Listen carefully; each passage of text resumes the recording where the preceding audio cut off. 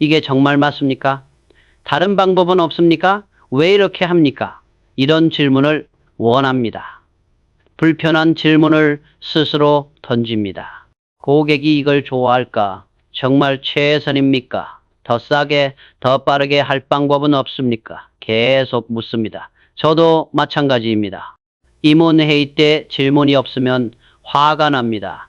왜 아무도 질문 안 합니까? 이렇게 따집니다. 질문이 없다는 건 두 가지 중 하나입니다.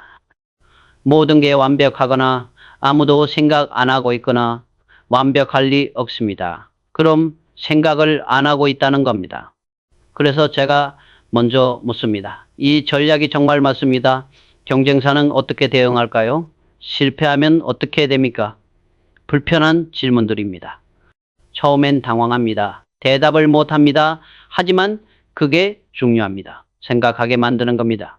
다시 검토하게 만드는 겁니다. 불편한 질문이 조직을 강하게 만듭니다. 약점을 드러냅니다. 허점을 찾아냅니다. 개선할 점을 발견합니다. 많은 리더들이 질문을 막습니다. 불편하기 때문입니다. 자기 권위가 도전받는 것 같기 때문입니다. 내가 이렇게 하라면 하는 거야? 왜 자꾸 물어? 시키는 대로만 해. 이런 식입니다.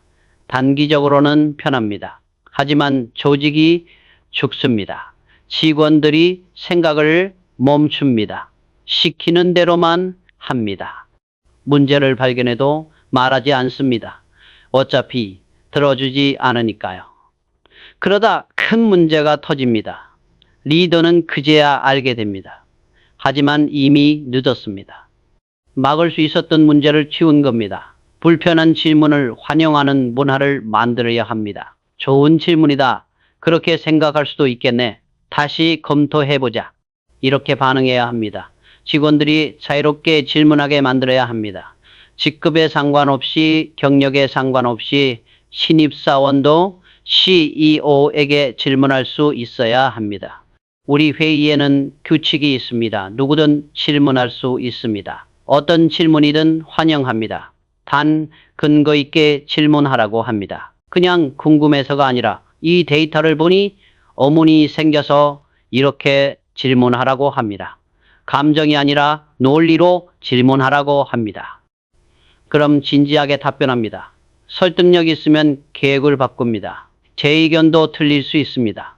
더 좋은 아이디어가 있으면 받아들입니다. 리더의 자존심 그런 거 필요 없습니다. 중요한 건 회사가 잘 되는 겁니다. 옳은 결정을 하는 겁니다. 누구 의견인지는 중요하지 않습니다. 불편한 질문을 피하는 리더는 약한 리더입니다.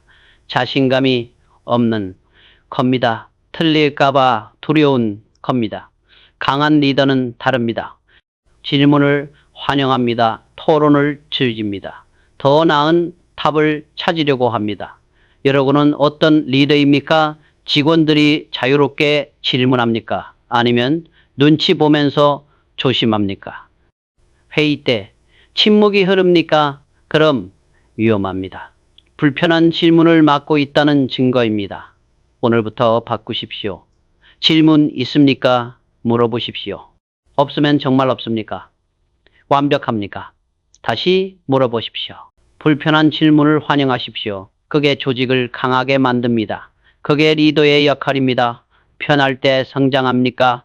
아닙니다. 안주합니다. 위기가 와야 각성합니다. 변화합니다.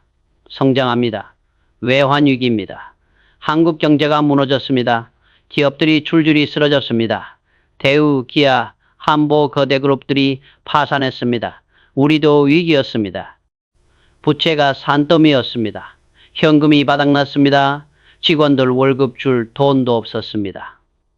망할 뻔했습니다. 하지만 살아남았습니다. 어떻게 했습니까? 뼈를 깎았습니다. 구조 조정했습니다. 핵심 사업에 집중했습니다. 비효율을 없앴습니다. 아팠습니까? 엄청났습니다. 직원들을 내보내야 했습니다. 사업을 정리해야 했습니다. 자존심을 버려야 했습니다. 하지만 그 과정에서 강해졌습니다. 군살이 빠졌습니다. 체질이 바뀌었습니다. 위기 이전보다 훨씬 강한 회사가 됐습니다. 위기가 없었다면 어땠을까요? 계속 안일했을 겁니다. 비효율을 방치했을 겁니다. 나중에 더 큰 위기가 왔을 겁니다. 우리도 위기 때마다 강해졌습니다. 금융위기 때도 그랬습니다. 수요가 급감했습니다. 재고가 쌓였습니다. 그때 뭘 했습니까? 품질을 더 높였습니다. 군량률을 더 낮췄습니다. 위기라고 대충하지 않았습니다. 오히려 더 철저하게 했습니다. 경쟁사들은 달랐습니다. 비용 절감한다며 품질을 낮췄습니다. 단기 이익을 챙겼습니다. 시장이 회복됐을 때 어떻게 됐습니까? 우리가 시장을 장악했습니다. 품질이 증명됐기 때문입니다. 경쟁사들은 신뢰를 잃었습니다. 위기 대응이 기업의 진짜 시적을 보여줍니다. 편할 때는 누구나 잘합니다. 돈이 잘 벌립니다. 차이가 안 납니다. 하지만 위기가 오면 다릅니다. 어떤 회사는 무너지고 어떤 회사는 버팁니다. 무엇이 다릅니까? 위기 대응 능력입니다. 비상 대응 매뉴얼이 있었습니다. 대체 공급망을 확보해뒀습니다. 직원들이 훈련돼 있었습니다. 위기 대응 시스템이 작동한 겁니다. 경쟁사들은 어땠습니까? 6개월, 1년씩 걸렸습니다. 준비가 안 돼 있었습니다. 토요타는 위기에서 시장 점유율을 더 높였습니다. 위기는 기회입니다. 경쟁자가 약해질 때입니다. 시장을 재편할 수 있을 때입니다.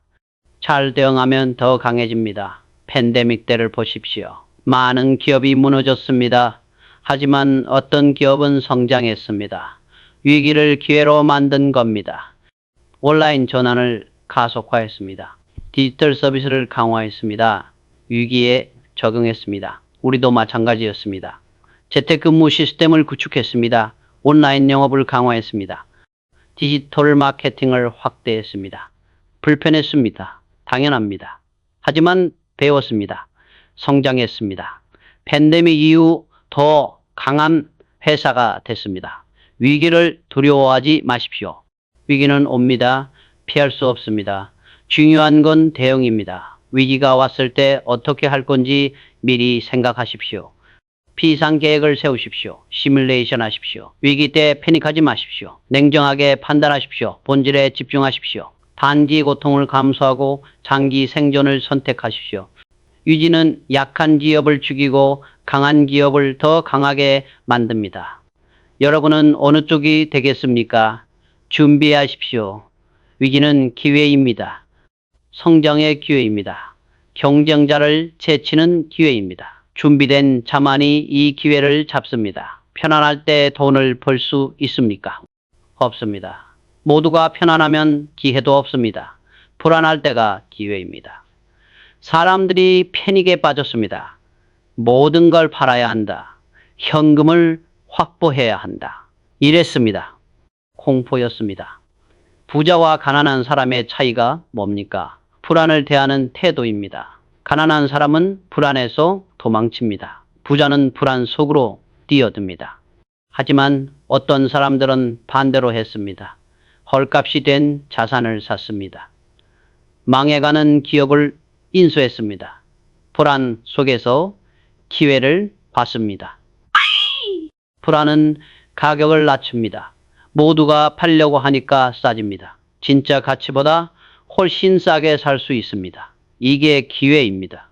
부동산을 보십시오. 경기가 좋을 때는 비쌉니다. 모두가 사려고 합니다. 경쟁이 치열합니다. 가격이 천정무지입니다.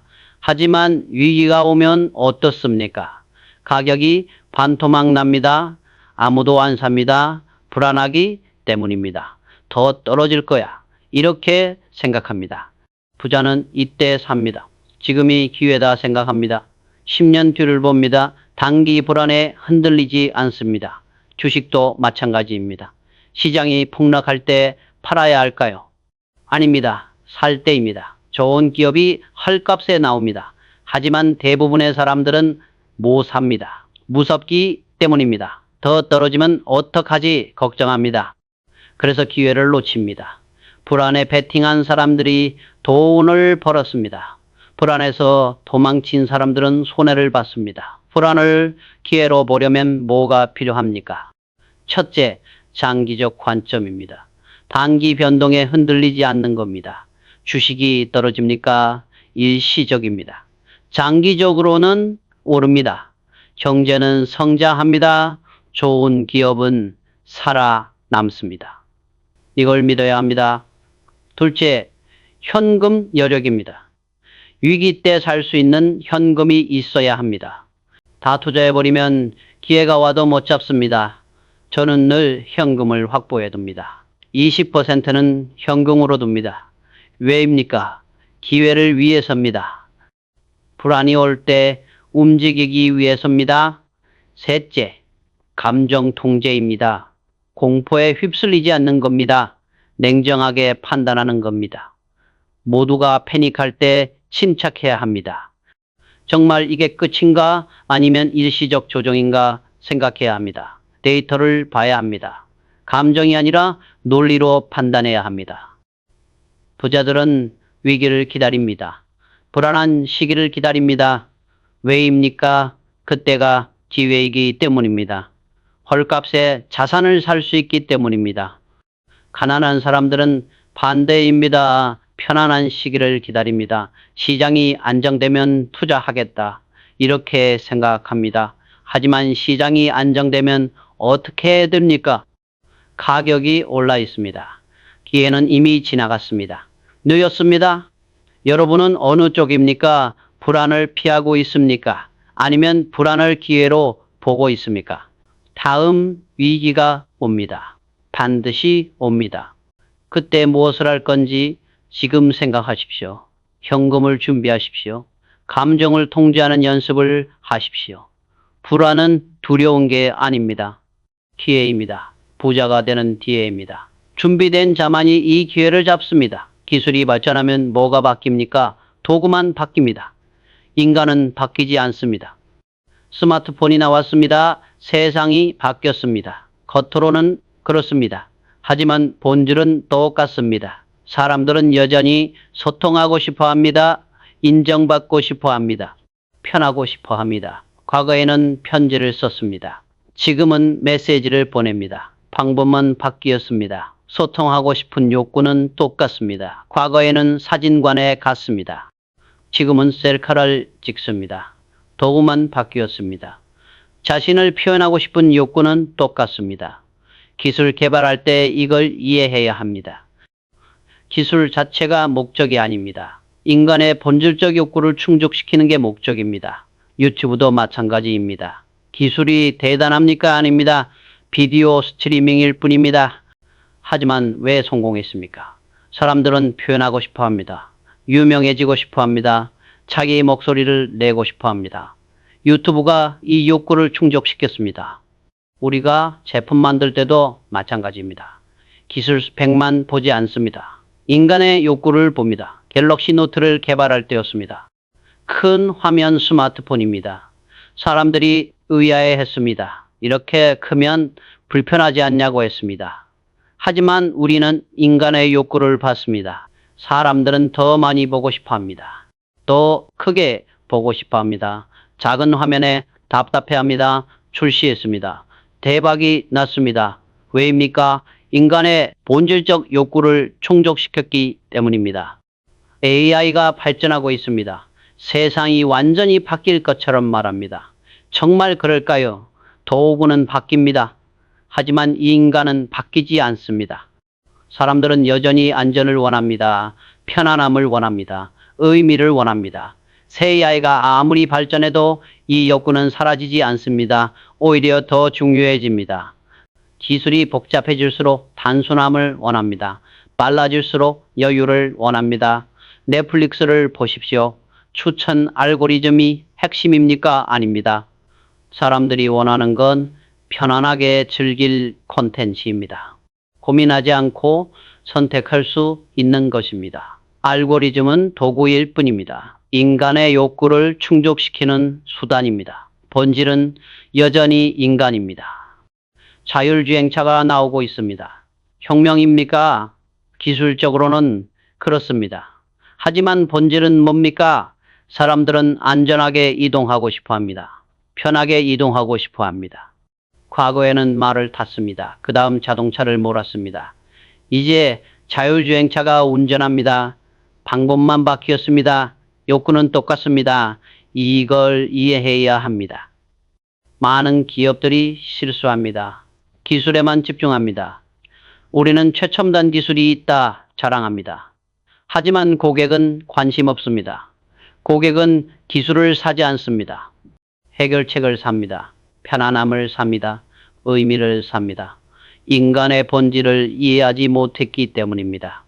사람들은 다른 사람 눈을 보고 싶어 합니다. 표정을 읽고 싶어 합니다. 안경을 쓰면 이게 막힙니다. 기술은 훌륭했습니다. 하지만 인간의 본질적 욕구를 거스렀습니다. 실패할 수밖에 없었습니다. 우리 연구소에 늘 말합니다. 기술자가 되지 말고 인간을 이해하는 사람이 되라고.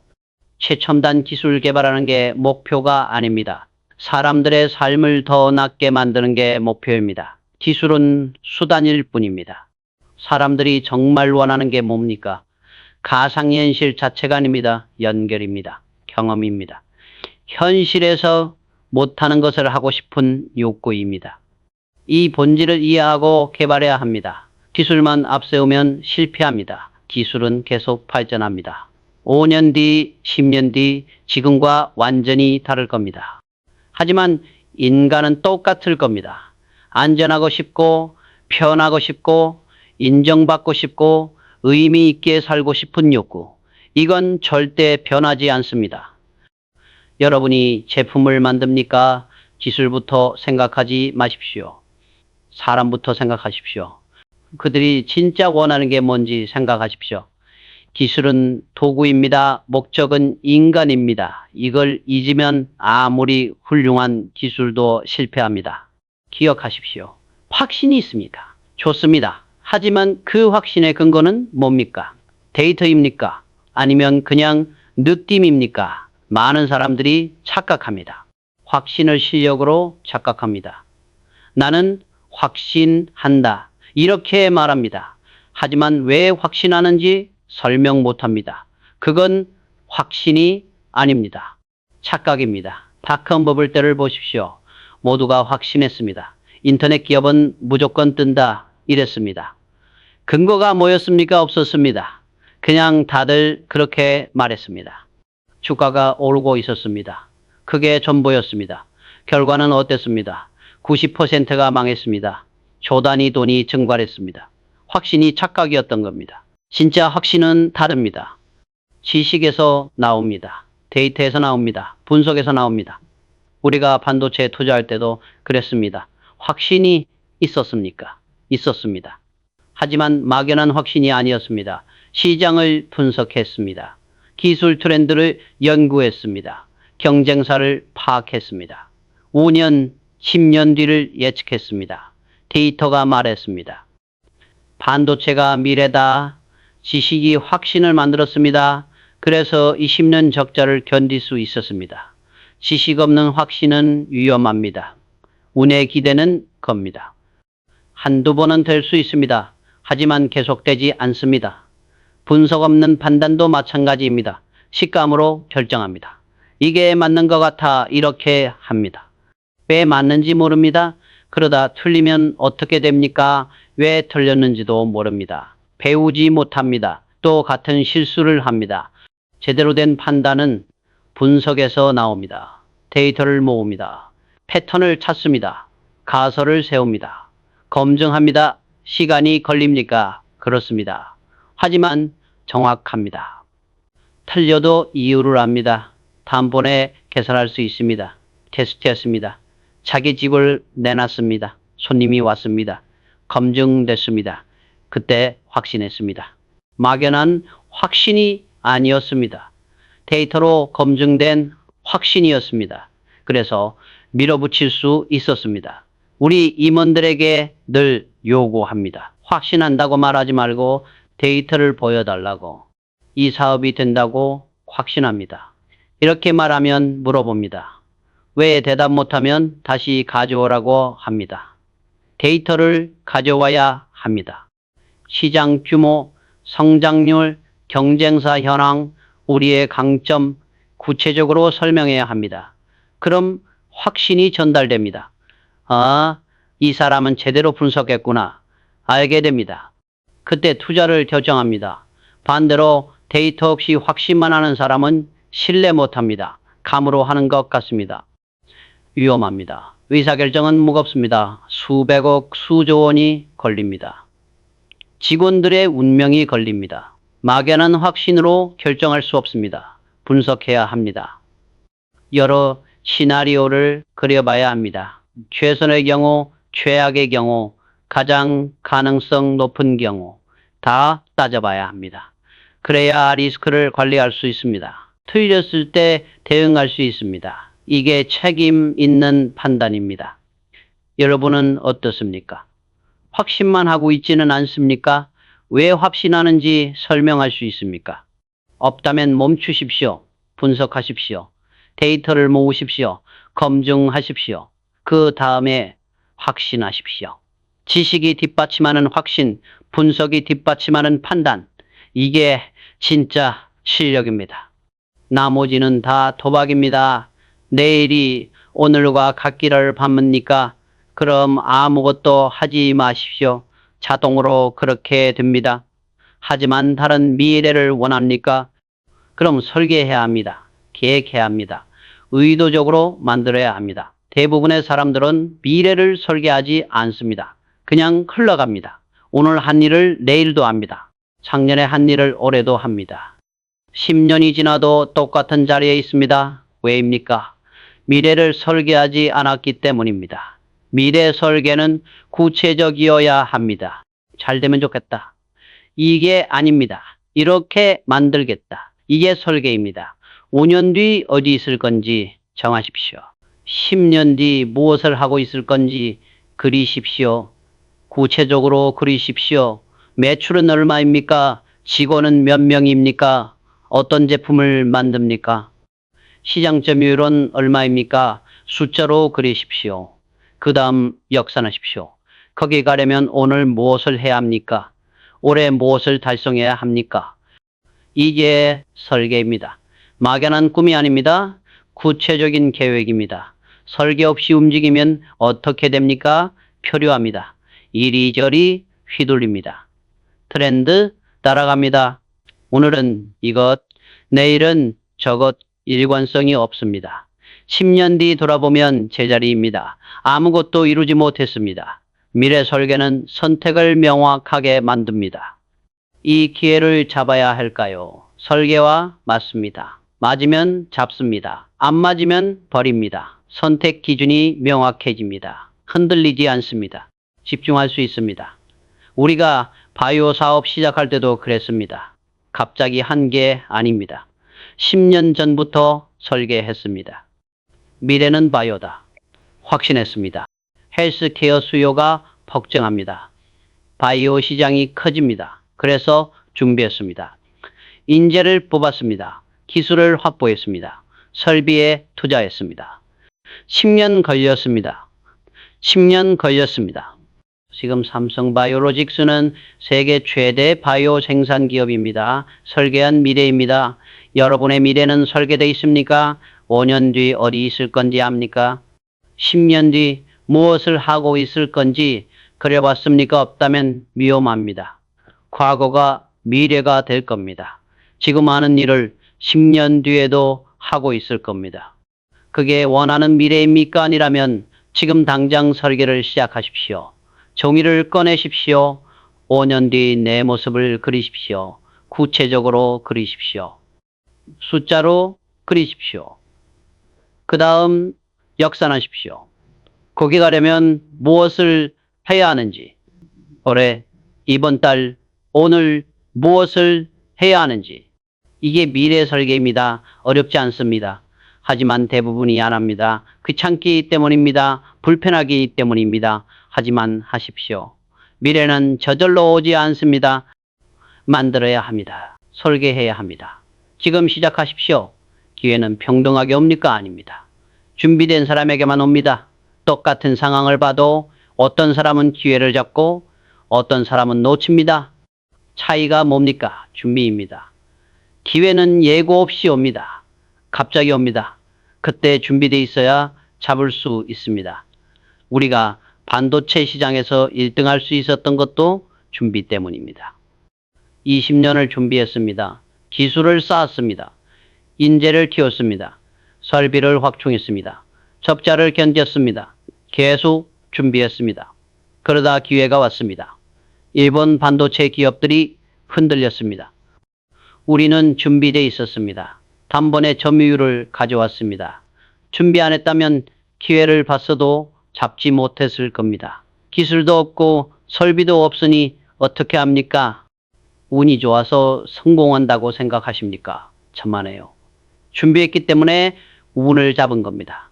준비 없이 기회만 기다리는 사람들이 많습니다. 언제 기회가 올까? 빨리 대박 나고 싶다. 이렇게 생각합니다. 하지만 기회가 와도 못 잡습니다. 준비가 안 돼 있으니까요. 그리고 불평합니다. 나는 왜 운이 없을까? 이렇게. 운이 없는 게 아닙니다. 준비가 없는 겁니다. 준비란 뭡니까? 실력을 쌓는 겁니다. 지식을 축적하는 겁니다. 경험을 모으는 겁니다. 당장 쓸모없어 보여도 계속 쌓아야 합니다. 언젠가 쓸 날이 옵니다. 제가 젊었을 때 일본에 갔습니다. 공장을 배웠습니다. 기술을 배웠습니다. 경영을 배웠습니다. 당장 써먹지 못했습니다. 하지만 쌓아뒀습니다. 20년, 30년 뒤 그게 다 자산이 됐습니다. 삼성을 키우는 밑거름이 됐습니다. 준비는 지루합니다. 재미없습니다. 당장 결과가 안 나옵니다. 그래서 대부분이 포기합니다. 하지만 계속해야 합니다. 매일 조금씩이라도 쌓아야 합니다. 10년 쌓으면 산이 됩니다. 현금도 준비입니다. 늘 여유 자금을 확보해 두십시오. 수익의 20%는 현금으로 두십시오. 왜입니까? 기회를 위해서입니다. 위기가 왔을 때 움직이기 위해서입니다. 다 투자해버리면 어떻게 됩니까? 기회가 와도 못 잡습니다. 돈이 없으니까요. 준비 안 한 겁니다. 인맥도 준비입니다. 평소에 관계를 쌓아두십시오. 도움 필요할 때만 연락하지 마십시오. 꾸준히 만나십시오. 관심을 가지십시오. 도와줄 수 있으면 도와주십시오. 그러면 기회가 왔을 때 도움을 받을 수 있습니다. 문이 열립니다. 준비해둔 관계가 작동합니다. 건강도 준비입니다. 몸이 안 좋으면 기회를 잡을 수 없습니다. 아무리 좋은 기회가 와도 움직일 수 없습니다. 평소에 관리하십시오. 운동하십시오. 잘 먹고 잘 자십시오. 기회가 왔을 때 뛸 수 있게 준비하십시오. 시장은 잔인합니다. 준비 안 된 사람을 기다려주지 않습니다. 기회는 한 번만 옵니다. 놓치면 끝입니다. 여러분은 준비되어 있습니까? 기회가 오면 바로 잡을 수 있습니까? 실력은 준비됐습니까? 현금은 준비됐습니까? 인맥은 준비됐습니까? 없다면 지금부터 준비하십시오. 내일이 아닙니다. 오늘입니다. 지금 이 순간부터 준비를 시작하십시오. 기회는 옵니다. 반드시 옵니다. 하지만 준비된 자에게만 옵니다. 준비하십시오. 완벽한 기업이 있습니까? 없습니다. 모든 기업에는 약점이 있습니다. 차이는 뭡니까? 인정하느냐, 숨기느냐입니다. 약한 기업은 약점을 숨깁니다.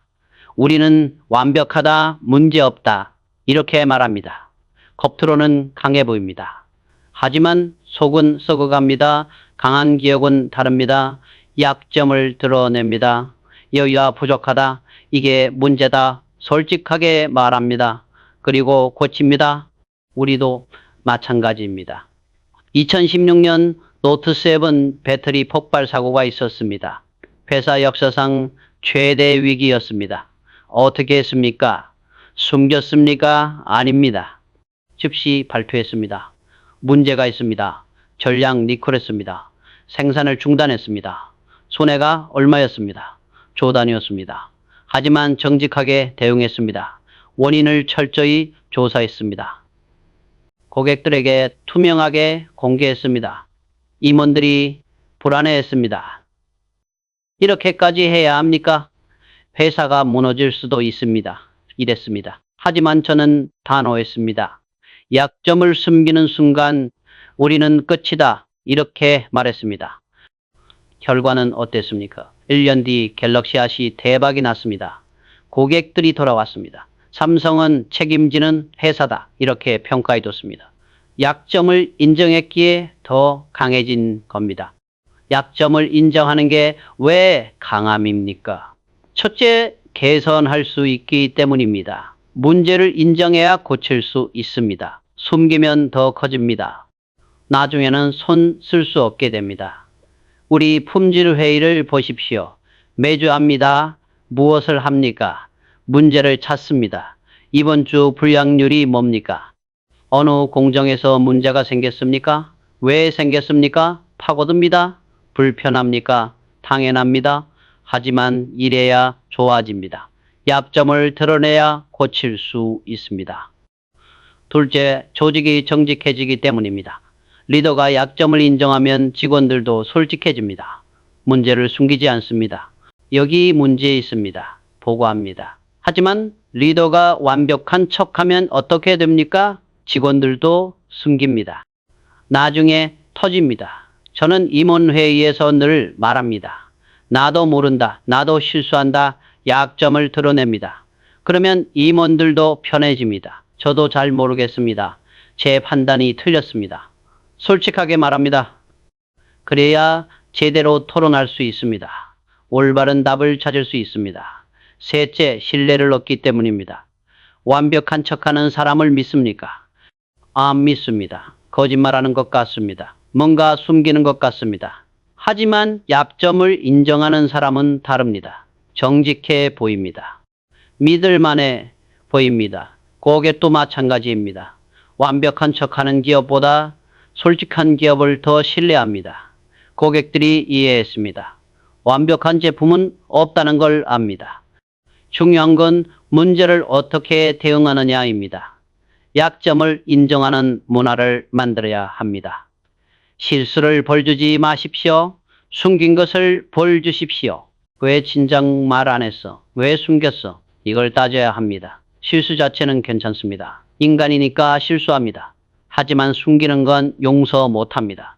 조직을 망치는 행위입니다. 우리 직원들에게 늘 말합니다. 실수는 인정하면 뒤에다 숨기면 재앙이다. 실수를 빨리 보고하면 칭찬합니다. 늦게 보고하면 문책합니다. 그래야 조직이 건강해집니다. 여러분의 조직은 어떻습니까? 약점을 솔직하게 말할 수 있습니까? 아니면 숨기는 분위기입니까? 회의 때 문제 제기하는 사람이 있습니까? 없다면 위험합니다. 완벽한 척하는 조직입니다. 속이 썩고 있을 겁니다. 오늘부터 바꾸십시오. 약점을 인정하십시오. 우리 여기 부족합니다. 이게 문제입니다. 솔직하게 말하십시오. 처음엔 불편합니다. 하지만 익숙해집니다. 그리고 강해집니다. 진짜 강한 기업이 됩니다. 완벽한 척하지 마십시오. 약점을 인정하십시오. 자, 그게 진짜 강함입니다. 고객이 원하는 게 뭡니까? 물어보면 압니까? 모릅니다. 고객도 모릅니다. 사람들은 자기가 뭘 원하는지 정확히 모릅니다. 지금 있는 것의 개선을 원합니다. 없는 것은 상상 못합니다. 고객의 말을 듣지 말라는 게 아닙니다. 말 뒤에 숨은 욕구를 읽으라는 겁니다. 표면적 요구가 아니라 근본적 욕구를 파악해야 합니다. 우리가 대화면 스마트폰 만들 때였습니다. 시장 조사를 했습니다. 큰 화면 원하십니까? 물었습니다. 대부분이 싫다고 했습니다. 손에 안 들어온다. 주머니에 안 들어간다. 이랬습니다. 하지만 우리는 욕구를 받습니다. 사람들은 동영상을 봅니다. 게임을 합니다. 웹서핑을 합니다. 크게 보고 싶어 합니다. 갤럭시 노트를 만들었습니다. 5.7인치였습니다. 처음엔 비웃었습니다. 누가 저런 큰 폰을 쓰냐 이랬습니다. 출시했습니다. 대박이 났습니다. 사람들이 줄 서서 샀습니다. 진짜 원하던 거였습니다. 말을 들었으면 안 만들었을 겁니다. 욕구를 받기에 만들 수 있었습니다. 고객 기대를 예측하려면 관찰해야 합니다. 무엇을 하는지 봐야 합니다. 어디서 불편해하는지 봐야 합니다. 고객이 요구하지 않았습니다. 하지만 원하던 거였습니다. 기대를 예측한 겁니다. 기대 예측에는 원칙이 있습니다. 첫째, 고객의 삶을 이해하십시오. 제품만 보지 마십시오. 고객이 어떻게 사는지 보십시오. 하루 일과가 어떤지, 무엇에 시간을 쓰는지, 무엇이 스트레스인지. 우리는 직원들을 고객 집에 보냅니다. 이틀씩 묵으면서 관찰합니다. 냉장고를 어떻게 쓰는지, TV를 언제 보는지, 세탁기를 어떻게 돌리는지. 보고서로는 알 수 없습니다. 직접 봐야 압니다. 그래야 진짜 욕구를 발견합니다. 둘째, 불평에 귀 기울이십시오. 칭찬은 도움이 안 됩니다. 칭찬은 도움이 안 됩니다. 좋아요. 이런 말은 배울 게 없습니다. 불평이 보물입니다. 이게 불편해요. 저게 짜증나요. 이런 말을 들으십시오. 여기에 기회가 있습니다. 개선점이 있습니다. 우리는 고객 불만을 매주 분석합니다. 어느 부분에 불만이 많은지 봅니다. 그게 다음 제품의 개선 방향이 됩니다. 셋째, 트렌드를 읽으십시오. 사회가 어떻게 변하는지 보십시오. 젊은 세대가 무엇을 중요하게 여기는지 보십시오. 환경을 중요하게 여깁니까? 친환경 제품을 만들어야 합니다. 편의를 중요하게 여깁니까? 더 쉽고 간단하게 만들어야 합니다. 트렌드를 따라가는 게 아닙니다. 트렌드 뒤에 숨은 욕구를 파악하는 겁니다. 고객 기대를 예측하는 기업이 시장을 장악합니다. 고객이 말하기 전에 제공합니다. 고객이 놀랍니다. 내가 원하던 게 이거였어. 이렇게 말합니다. 여러분은 고객을 이해하고 있습니까? 그들의 삶을 보고 있습니까? 불편함을 파악하고 있습니까? 사무실에만 앉아있지 마십시오. 나가십시오. 고객을 만나십시오. 관찰하십시오. 들으십시오. 그러면 보입니다. 다음 기회가 보입니다. 무엇을 만들어야 할지 보입니다. 그게 시장을 가지는 방법입니다. 저는 수십 년간 많은 사업가를 봤습니다. 성공한 사람도 있었고 실패한 사람도 있었습니다. 그런데 오래 살아남는 사람들에게는 공통점이 있었습니다. 바로 철학이 있다는 것입니다. 단순히 돈을 벌겠다는 욕심만으로는 멀리 갈 수 없습니다. 철학이 있는 사람은 흔들리지 않습니다. 시장이 혼란스러워도 경쟁자가 나타나도 위기가 찾아와도 자신의 기준을 지킵니다. 반면 철학 없이 움직이는 사람은 바람에 흔들리는 갈대와 같습니다. 오늘은 이쪽, 내일은 저쪽으로 방향을 바꿉니다. 그러다 결국 길을 잃습니다. 나는 실패가 두렵지 않다. 나는 시도하지 않는 것이 두렵다. 실패를 받아들이되 시도하지 않는 것은 용납하지 않겠다는 신념입니다. 삼성도 마찬가지였습니다. 반도체에 뛰어들 때 모두가 반대했습니다. 돈만 날릴 거라고 했습니다. 하지만 저는 확신이 있었습니다. 기술 없이는 미래가 없다는 철학 말입니다. 철학은 말로만 존재하는 게 아닙니다. 행동으로 증명되어야 합니다. 품질을 중시한다고 말만 하고 불량품을 용인하면 그건 거짓입니다. 고객을 존중한다고 하면서 불편을 외면하면 그건 위선입니다. 철학은 매일의 결정 속에서 작은 선택 속에서 드러나야 합니다. 저는 품질에 대한 철학이 명확했습니다. 양보다 질이다. 이 원칙은 절대 흔들리지 않았습니다. 그래서 불량품을 모두 태웠습니다. 수백억이 날아가는 순간이었지만 후회하지 않았습니다. 그게 제 철학이었으니까요. 직원들이 그 장면을 보고 깨달았습니다. 아, 회장은 진심이구나. 말뿐이 아니구나. 부를 만드는 과정에서 유혹은 많습니다. 빠른 돈, 쉬운 길, 편한 선택. 하지만 철학이 있으면 그런 유혹을 물리칠 수 있습니다. 장기적 관점에서 옳은 길을 선택할 수 있습니다. 당장은 손해처럼 보여도 나중에는 그게 자산이 됩니다. 철학 없는 행동은 그저 반응일 뿐입니다. 시장이 이러니까 따라가고 경쟁자가 저러니까 모방합니다. 그런 식으로는 절대 선두에 설 수 없습니다. 철학이 있는 사람은 시장을 만듭니다. 새로운 기준을 세웁니다. 남들이 따라오게 만듭니다. 반도체 산업에 뛰어들 때도 철학이 있었습니다. 기술 자립 없이는 진정한 기업이 될 수 없다. 이 철학이 모든 결정의 기준이 되었습니다. 당장의 이익보다 장기적 경쟁력을 선택했습니다.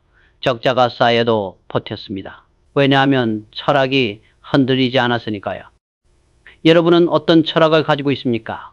돈을 벌겠다는 것만으로는 부족합니다. 왜 돈을 벌려고 하는지, 어떤 방식으로 벌 것인지, 무엇을 지킬 것인지 명확해야 합니다. 그 철학이 여러분의 모든 행동을 이끌어야 합니다. 철학은 하루아침에 만들어지지 않습니다. 경험을 통해, 실패를 통해, 성찰을 통해 다듬어집니다. 그리고 한번 만들어진 철학은 쉽게 바꾸지 마십시오. 상황이 어렵다고 철학을 버리면 그건 신념이 아니라 단순한 생각일 뿐입니다.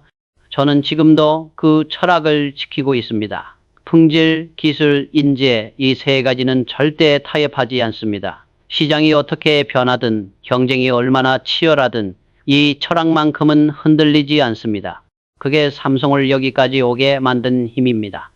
부자가 되고 싶다면 먼저 철학을 세우십시오. 그리고 그 철학에 따라 행동하십시오. 일관되게, 끈질기게, 흔들림 없이, 그러면 부는 자연스럽게 따라옵니다. 철학 없는 행동은 모래 위의 성입니다. 인정가는 무너집니다. 시장은 잔인합니다. 여러분이 망설이는 동안 누군가는 결정합니다. 여러분이 고민하는 동안 누군가는 실행합니다. 시장은 동정심이 없습니다. 준비되지 않은 사람을 기다려주지 않습니다. 저는 수없이 봤습니다. 방향을 잃고 헤매는 기업들을요. 이것도 해보고 저것도 해보고 결국 아무것도 제대로 하지 못하는 모습을요. 시장은 그런 기업에게 기회를 주지 않습니다. 냉정하게 도태시킵니다. 방향이 명확한 사람은 빠릅니다. 고민할 시간이 줄어들기 때문입니다. 이게 맞나 저게 맞나 망설이지 않습니다. 이미 기준이 있으니까요. 그 기준에 따라 판단하고 움직입니다. 실수를 해도 빠르게 수정합니다. 왜냐하면 어디로 가야 하는지 알고 있으니까요. 모든 바람은 항구를 모르는 배에게는 역풍이다. 방향을 모르면 어떤 기회도 기회가 아닙니다. 좋은 조언도 소용없고 좋은 환경도 의미가 없습니다. 방향이 있어야 모든 것이 의미를 갖습니다. 삼성이 반도체에 집중했을 때 많은 선택지가 있었습니다. 화학도 할 수 있었고 건설도 할 수 있었고 금융도 할 수 있었습니다. 하지만 저는 방향을 정했습니다. 기술이 미래다. 반도체가 핵심이다. 이 방향이 명확했기 때문에 모든 자원을 집중할 수 있었습니다. 방향을 잃으면 에너지가 분산됩니다. 이것도 하고 싶고 저것도 하고 싶어집니다. 그러다 보면 아무것도 제대로 못합니다. 시장은 그런 애매함을 용서하지 않습니다. 명확한 가치를 주지 못하면 고객은 떠납니다. 방향은 단순해야 합니다. 복잡한 방향은 방향이 아닙니다. 누구나 이해할 수 있어야 하고 명확하게 설명할 수 있어야 합니다. 우리는 최고 품질의 반도체를 만든다. 이것이 방향입니다. 우리는 여러 사업에서 적당히 잘한다. 이건 방향이 아닙니다. 저는 직원들에게 늘 물었습니다. 우리가 왜 이 일을 하는가 대답이 명확하지 않으면 그 일은 중단했습니다. 방향과 맞지 않는 일은 아무리 돈이 되어도 하지 않았습니다. 그게 집중입니다. 그게 전략입니다. 시장은 빠르게 변합니다. 어제의 정답이 오늘은 오답이 될 수 있습니다. 하지만 방향은 쉽게 바뀌지 않습니다. 아니, 바뀌어서는 안 됩니다. 방향을 자주 바꾸는 건 방향이 없는 것과 같습니다. 물론 방향을 수정할 때도 있습니다. 시장이 완전히 바뀌었다거나 기술적 돌파구가 생겼다거나 하지만 그건 신중하게 충분한 분석을 거쳐서 해야 합니다. 감정적으로 즉흥적으로 바꾸면 안 됩니다. 방향을 정하는 건 리더의 책임입니다. 직원들은 리더를 봅니다. 리더가 흔들리면 조직 전체가 흔들립니다. 리더가 명확하면 조직도 명확해집니다. 그래서 리더는 항상 방향을 점검해야 합니다. 우리가 제대로 가고 있는가? 이 길이 맞는가? 여러분은 지금 어디로 가고 있습니까? 명확히 답할 수 있습니까? 만약 답이 애매하다면 멈추십시오. 그리고 방향을 정하십시오. 시장은 여러분을 기다려주지 않습니다. 방향 없이 움직이는 건 시간 낭비입니다. 차라리 멈춰서 방향을 정하는 게 낫습니다. 방향이 있으면 실패해도 배웁니다. 왜 실패했는지 알 수 있으니까요. 방향이 없으면 성공해도 우연입니다. 왜 성공했는지 모르니까요. 방향은 모든 것의 시작입니다. 그걸 잊지 마십시오. 고객이 원하는 게 뭡니까? 많은 기업이 이 질문을 던집니다. 하지만 대부분 피상적인 답만 찾습니다. 좋은 제품을 원한다. 저렴한 가격을 원한다. 이런 답으로는 혁신할 수 없습니다. 진짜 질문은 이겁니다. 고객이 왜 그걸 원하는가? 그 욕구 뒤에 숨은 욕망은 무엇인가? 표면적 필요와 근본적 욕망은 다릅니다. 필요를 채우는 건 제품입니다. 욕망을 충족시키는 건 혁신입니다. 반도체를 개발할 때 고객들은 더 싼 칩을 만들어 달라고 했습니다. 하지만 저는 그 말 뒤를 봤습니다. 그들이 진짜 원하는 건 뭘까? 더 작고 더 빠르고 더 안정적인 기술이었습니다. 가격은 그 다음 문제였습니다. 인간의 행동은 의식보다 무의식에 더 많이 지배된다. 고객 자신도 모를 수 있습니다. 그걸 발견하는 게 혁신가의 역할입니다. 필요는 명확합니다. 배가 고프다. 이동해야 한다. 정보가 필요하다. 이건 누구나 압니다. 하지만 욕망은 깊이 있습니다. 맛있는 음식으로 행복을 느끼고 싶다. 자유롭게 편하게 이동하고 싶다. 세상과 연결되고 싶다. 이게 욕망입니다. 삼성이 스마트폰 시장에 뛰어들었을 때 단순히 전화기를 만들려 한 게 아닙니다. 사람들의 욕망을 봤습니다. 더 큰 화면으로 콘텐츠를 즐기고 싶다. 더 빠르게 정보에 접근하고 싶다. 더 멋진 디자인으로 자신을 표현하고 싶다. 이런 욕망을 이해했습니다. 욕망을 이해하려면 관찰해야 합니다. 고객이 무엇을 하는지, 어떤 불편을 겪는지, 어떤 표정을 짓는지 말이 아니라 행동을 봐야 합니다. 사람들은 자신의 욕망을 정확히 표현하지 못합니다. 하지만 행동은 거짓말하지 않습니다. 저는 매장을 자주 방문했습니다. 고객들이 제품을 어떻게 만지는지, 어떤 질문을 하는지, 어떤 표정으로 가격표를 보는지 그 모든 게 데이터였습니다. 그 속에서 욕망의 신호를 찾았습니다. 혁신은 기술에서만 나오지 않습니다. 기술은 도구일 뿐입니다.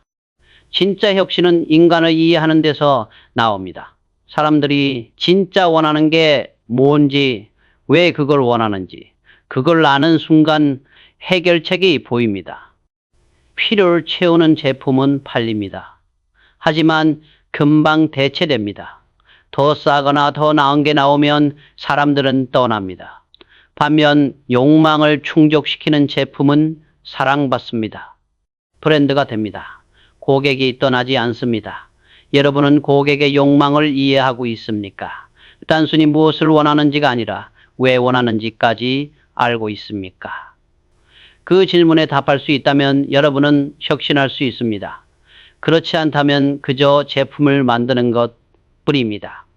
욕망을 이해하는 것, 그게 혁신의 출발점입니다. 기술은 그 다음입니다. 욕망을 모르면 아무리 좋은 기술도 방향을 잃습니다. 욕망을 알면 평범한 기술도 혁신이 됩니다. 이걸 잊지 마십시오. 변화는 필수입니다. 시장이 변하고 기술이 변하니 기업도 변해야 합니다. 하지만 많은 기업이 착각합니다. 변화한다는 명목으로 본질을 잃어버립니다. 이것저것 시도하다가 정체성을 잃습니다. 저는 삼성을 끊임없이 변화시켰습니다. 새로운 사업에 진출했고 낡은 사업은 정리했습니다. 조직을 재편했고 시스템을 바꿨습니다. 하지만 단 한 가지는 절대 흔들리지 않았습니다. 품질입니다. 이게 삼성의 본질이었습니다. 본질은 변하지 않는 것이다. 기업의 본질은 그 기업이 왜 존재하는지에 대한 답입니다. 삼성은 왜 존재합니까? 최고 품질의 제품으로 고객을 만족시키기 위해서입니다. 이게 본질입니다. 변화와 본질은 모순이 아닙니다. 오히려 함께 가야 합니다. 본질을 지키기 위해 변화하는 겁니다. 시장이 변했는데 우리가 그대로면 본질도 지킬 수 없습니다. 고객을 만족시킬 수 없으니까요. 반도체 사업에 진출한 것도 본질 때문이었습니다. 가전제품만으로는 품질 경쟁력을 유지할 수 없었습니다. 핵심 부품을 남에게 의존하면 진짜 품질을 통제할 수 없었습니다. 그래서 반도체를 했습니다. 변화였지만 본질을 지키기 위한 변화였습니다. 많은 기업이 실수합니다. 유행을 쫓다가 본질을 잃어버립니다. 요즘 이게 뜬다더라 하면서 이것저것 시도합니다. 그러다 보면 자기가 누구인지 잊어버립니다. 고객도 혼란스러워합니다. 이 회사가 뭐 하는 회사지 저는 직원들에게 늘 강조했습니다. 변화대에 흔들리지 마라. 방법은 바꿔도 원칙은 지켜라. 형태는 달라져도 정신은 유지하라. 이게 제가 원한 변화였습니다. 본질을 지키는 건 쉽지 않습니다. 특히 위기 때는 더 그렇습니다. 돈이 급하면 품질을 타협하고 싶어집니다. 빨리 결과를 내야 하면 원칙을 깨고 싶어집니다. 하지만 그 순간을 이겨내야 합니다. 본질을 잃으면 모든 게 끝입니다. 삼성이 경제 위기를 겪었을 때 많은 선택지가 있었습니다. 품질을 낮춰서 가격을 낮출 수도 있었습니다. 단지 이익을 위해 원칙을 타협할 수도 있었습니다. 하지만 안 했습니다. 오히려 품질에 더 투자했습니다. 본질을 지키는 게 생존의 길이라고 믿었으니까요. 변화는 수단입니다. 본질은 목적입니다. 수단과 목적을 혼동하면 안 됩니다. 변화 자체가 목표가 되면 표류합니다. 본질을 지키기 위한 변화여야 합니다. 여러분, 회사의 본질은 뭡니까? 한 문장으로 설명할 수 있습니까?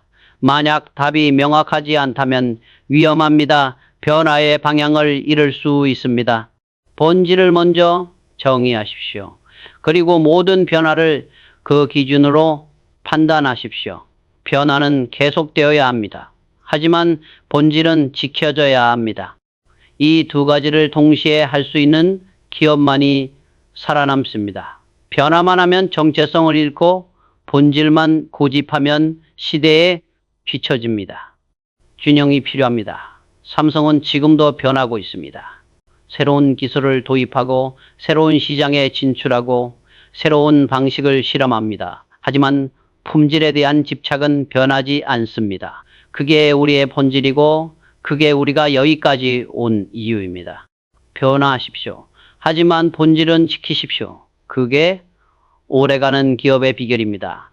가난한 사람과 부자의 차이가 뭡니까? 돈의 액수 그것만이 아닙니다. 진짜 차이는 사고방식입니다. 가난한 사람은 주어진 구조 안에서 움직입니다. 부자는 구조 자체를 만듭니다. 직장인을 보십시오. 월급을 받습니다. 정해진 시간에 출근해서 정해진 시간에 퇴근합니다. 누군가 만든 구조 안에서 움직이는 겁니다. 나쁜 게 아닙니다. 하지만 그 구조 안에서는 부자가 되기 어렵습니다. 시간과 에너지를 교환하는 구조니까요. 반면 사업가는 어떻습니까? 구조를 만듭니다. 시스템을 설계합니다. 자신이 일하지 않아도 돈이 들어오는 구조를 만들려고 합니다. 그게 부자의 사고방식입니다. 구조를 소유하면 부를 만들 수 있습니다. 구조에 종속되면 늘 남이 만든 규칙에 따라야 합니다. 저는 처음부터 구조를 만들려고 했습니다. 제품 하나 잘 팔아서 돈 버는 게 목표가 아니었습니다. 계속 제품을 만들고 계속 팔 수 있는 시스템을 만드는 게 목표였습니다. 그게 구조입니다. 반도체 공장을 지을 때 많은 돈이 들어갔습니다. 당장의 이익은 없었습니다. 하지만 구조를 만드는 거였습니다. 한번 만들어 놓으면 계속 생산할 수 있는 구조. 그게 진짜 자산입니다. 부동산 투자도 마찬가지입니다. 집 한 채 사서 가격 오르기를 기다리는 건 투기입니다. 하지만 임대 수익이 나오는 구조를 만들면 투자입니다. 매달 현금이 들어오는 시스템을 설계하는 겁니다. 구조를 만들려면 초기에 투자가 필요합니다. 시간도 돈도 에너지도 많이 듭니다. 당장 눈에 보이는 결과가 없습니다. 그래서 대부분 포기합니다. 당장 돈 벌 수 있는 일을 찾습니다. 그게 가난의 함정입니다. 저는 참았습니다. 반도체가 적자를 낼 때도 주변에서 포기하라고 할 때도 버텼습니다. 왜냐하면 구조를 만들고 있었으니까요. 완성되면 막대한 부를 만들 구조였습니다. 실제로 그렇게 됐습니다. 구조는 여러 형태가 있습니다. 사업 시스템일 수도 있고 투자 포트폴리오일 수도 있고 지식 체계일 수도 있습니다. 중요한 건 자동화입니다. 여러분이 직접 일하지 않아도 결과가 나오는 구조를 만들어야 합니다. 제품이 아니라 시스템을 만들었습니다. 연구 개발 시스템, 생산 시스템, 품질 관리 시스템, 인재 육성 시스템, 이 구조가 있었기 때문에 계속 성장할 수 있었습니다. 가난한 사람은 묻습니다. 어떻게 하면 돈을 벌 수 있나요? 부자는 묻습니다. 어떻게 하면 돈 버는 구조를 만들 수 있나요? 질문부터 다릅니다. 여러분은 지금 무엇을 하고 있습니까? 시간을 팔고 있습니까? 아니면 구조를 만들고 있습니다. 정직하게 답해 보십시오. 시간을 파는 한 부자가 되기 어렵습니다. 하루는 24시간밖에 없으니까요. 구조를 설계하십시오. 작게 시작해도 괜찮습니다. 부업으로 시작해도 좋습니다. 중요한 건 구조를 만드는 사고방식을 가지는 겁니다. 어떻게 하면 자동화할 수 있을까? 어떻게 하면 확장할 수 있을까? 이런 질문을 하십시오. 구조를 만드는 건 어렵습니다. 시간도 걸리고 실패도 많습니다. 하지만 한번 만들어지면 그게 진짜 자산입니다. 평생 여러분을 먹여 살립니다. 그게 부자의 길입니다. 종속되지 마십시오. 설계하십시오. 그게 부자와 가난한 사람의 차이입니다. 시장은 전쟁터입니다. 매일 싸웁니다. 경쟁자와 싸우고 변화와 싸우고 때로는 자신과 싸웁니다. 이 전쟁에서 살아남는 기업은 강한 기업이 아닙니다. 배우는 기업입니다. 강함은 일시적입니다. 오늘 강해도 내일은 약해질 수 있습니다. 시장이 바뀌고 기술이 바뀌면 어제의 강점이 오늘의 약점이 됩니다. 하지만 배우는 능력은 영구적입니다. 계속 배우면 계속 강해집니다. 저는 삼성을 만들면서 실수를 많이 했습니다. 잘못된 투자도 했고 잘못된 판단도 했습니다. 하지만 그때마다 배웠습니다. 왜 실패했는지 분석했습니다. 다시는 같은 실수를 하지 않으려고 노력했습니다. 처음에는 스마트폰 시장에서 뒤처져 있었습니다. 애플이 먼저 시작했고 시장을 장악했습니다. 하지만 우리는 배웠습니다. 애플의 장점을 연구했습니다. 고객이 원하는 게 뭔지 공부했습니다. 그리고 따라잡았습니다. 배우는 조직을 만드는 건 쉽지 않습니다. 사람들은 배우기를 싫어합니다. 특히 성공하면 더 그렇습니다. 우리가 잘하고 있는데 왜 바꿔, 이런 생각이 조직을 죽입니다. 저는 위기의식을 심었습니다. 우리는 언제든 망할 수 있다. 이 말을 계속했습니다. 불편했을 겁니다. 하지만 필요했습니다. 위기의식이 있어야 배우려고 합니다. 안주하면 배움이 멈춥니다. 배우는 조직은 실패를 숨기지 않습니다. 오히려 공유합니다. 여기서 이런 실수를 했습니다. 다음엔 이렇게 하겠습니다. 이런 문화가 있어야 합니다. 실패를 숨기는 조직은 같은 실수를 반복합니다. 저는 매주 보고를 받았습니다. 성공 사례만이 아니었습니다. 실패 사례도 들었습니다. 어떤 제품이 안 팔렸는지, 어떤 전략이 실패했는지 그 속에서 배웠습니다. 데이터를 모았습니다. 패턴을 찾았습니다. 배움은 겸손에서 시작됩니다. 나는 모른다를 인정해야 합니다. 우리가 최고다라고 생각하는 순간 배움은 멈춥니다. 저는 항상 불안했습니다. 우리가 뭘 놓치고 있을까? 경쟁자는 뭘 하고 있을까? 배우는 조직을 만들려면 리더가 먼저 배워야 합니다. 리더가 모든 걸 안다는 태도를 보이면 직원들도 배우지 않습니다. 리더가 질문하고 듣고 배우는 모습을 보여야 합니다. 저는 현장에 자주 갔습니다. 공장에도 가고 매장에도 갔습니다. 직원들에게 물었습니다. 뭐가 문제인가? 고객이 뭐라고 하나? 그들에게서 배웠습니다. 회의실에서는 알 수 없는 것들을요. 여러분, 회사는 배우는 조직입니까? 실패를 분석합니까? 외부를 연구합니까? 끊임없이 질문합니까? 만약 그렇지 않다면 위험합니다. 오늘은 괜찮아도 내일은 모릅니다. 배움을 멈추지 마십시오.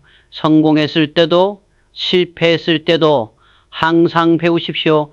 그게 살아남는 유일한 방법입니다. 실패를 두려워하는 사람이 많습니다. 실패하면 끝이라고 생각합니다. 틀렸습니다.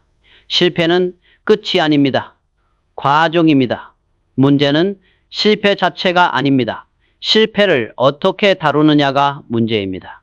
저는 수없이 실패했습니다. 반도체 초기에는 불량률이 90%를 넘었습니다. 돈이 물새듯 빠져나갔습니다. 주변에서 포기하라고 했습니다.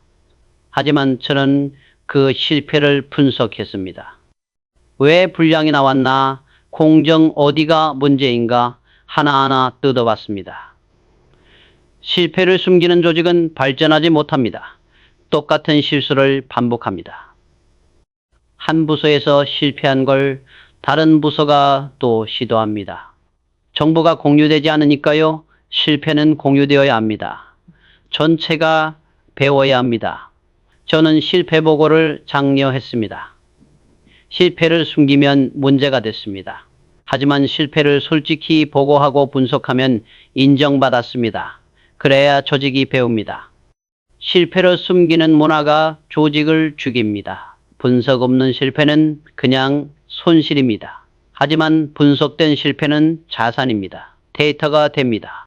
다음번엔 피할 수 있는 함정이 됩니다. 그래서 분석이 중요합니다. 어떻게 분석합니까? 먼저 사실을 정확히 파악해야 합니다. 감정을 배제하고 숫자를 봐야 합니다. 왜 실패했나? 이 질문을 파고들어야 합니다. 한두 번이 아닙니다. 계속을 물어야 합니다. 근본 원인을 찾을 때까지요. 삼성이 일본 기업을 따라잡은 것도 분석 덕분입니다. 그들의 제품을 사서 완전히 분해했습니다. 어떻게 만들었나? 어떤 기술을 썼나? 왜 우리보다 나은가? 철저히 분석했습니다. 그리고 배웠습니다. 실패를 분석하면 패턴이 보입니다. 아, 이런 상황에서는 항상 이런 문제가 생기는구나. 패턴을 알면 예측할 수 있습니다. 미리 대비할 수 있습니다. 이게 분석의 힘입니다. 하지만 많은 사람이 분석을 건너딥니다. 실패하면 빨리 잊으려고 합니다. 아프니까요? 부끄럽니까요? 하지만 그게 더 큰 손실입니다. 그 실패에서 배울 수 있는 걸 버리는 겁니다. 저는 실패한 프로젝트의 보고서를 직접 읽었습니다. 두꺼운 보고서였습니다. 읽기 싫었습니다. 하지만 읽었습니다. 그 안에 답이 있었으니까요. 다음엔 어떻게 해야 하는지, 무엇을 피해야 하는지. 분석은 객관적이어야 합니다. 누군가를 탓하려고 하면 안 됩니다. 누구 때문에 실패했다가 아닙니다. 무엇이 잘못됐다를 찾아야 합니다. 시스템의 문제를 찾아야 합니다. 사람을 탓하면 진짜 문제가 숨겨집니다. 실패를 무기로 만드십시오. 실패할 때마다 기록하십시오. 무엇을 시도했나? 왜 실패했나? 무엇을 배웠나? 이런 기록이 쌓이면 강력한 데이터베이스가 됩니다. 여러분만의 경험, 자산이 됩니다. 경쟁자는 여러분의 성공을 모방할 수 있습니다.